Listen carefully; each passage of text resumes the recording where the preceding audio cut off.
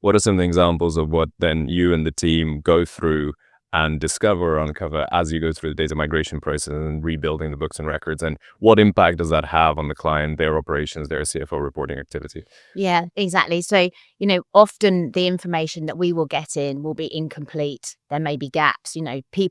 Our competitors are not always using the systems as they are intended. We have a kind of zero tolerance to manual journals, which is a way of just forcing numbers through in our own eFront platform. But, we can see that this is commonplace in a lot of the mandates that have come over to us, not just from eFront, from Investrant, and also from other platforms. So, not being able to tie back a set of audited financial statements to a set of management accounts, to a set of capital account statements for investors, is not uncommon.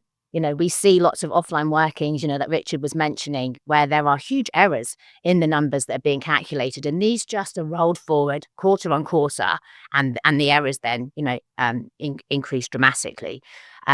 So, our work is really to kind of get everything back to its bare bones, get everything in our system correctly. And then look to see, what adjustments we might need to make, and then make those adjustments in the first quarter. So, there's no difference in the closing capital account statements and the opening capital account statements for investors.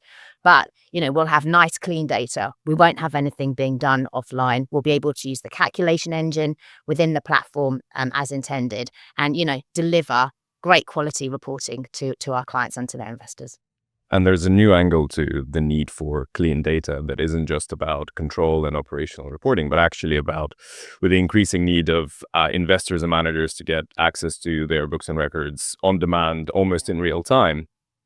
Having clean data is the key requirement for whatever data warehouse, data lakes, dashboarding that the managers or the providers build. So it's an increasing reason for, it's not just about incorrect reporting or controls or efficiency. It's actually about access to clean data on demand. Exactly. And, data analytics is obviously a buzz in our industry and has been for a while. But, funds that were set up 5, 6, 7 years ago, was just to get quarterly reporting and investor reporting out of the system.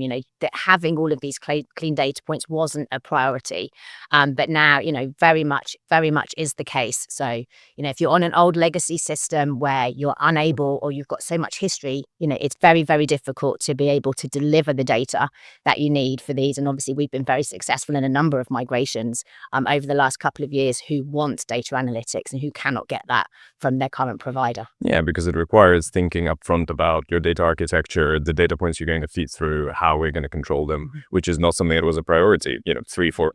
Then, really, unless the investors are driving this, right? For sure. If you think about, if I think when I first started, it was, dare I say, it was a lot easier to support clients with their reporting obligations. But, I think investors are pushing for that more granular information at the portfolio level, more understanding as to kind of how their position is within the funds. And the pressure is on the CFO to ensure, well, you can't show them a mirror of that data if the data's wrong, right? That's a problem. And so, we've had situations on some of the migrations where even the CFO said to us, look, we know our data's really bad. Just preparing you guys in advance. And there's a couple of times that we've been on Teams calls going, oh my God, it's actually worse than we initially thought. But that's just, you roll with the punches and you managed it through the process. And the drive and the diversification of the investor base and larger and smaller investors coming into more funds, you would think there is more standardization of reporting requirements, but actually the larger the investor, the more way they have on the bespoke reporting, which, we have to deliver through a more automated dashboarding solution. Otherwise, it creates even more complexity for the manager, which you can't afford. And we see it with the management fee incentives, right? The 2 and 20 in PEs disappeared. That is just not the norm anymore. We see so much customization, and that's also reflected in the reporting outputs as well. It comes all the way through the fund structure.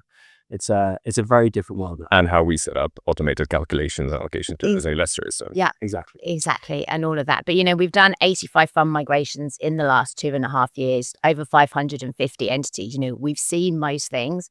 So we're well equipped now to deal with, when they come in, we know what we're looking for, and then we know how to deal with it efficiently. So, we definitely have that track record and experience on our side to help manage the difficulties that we do see.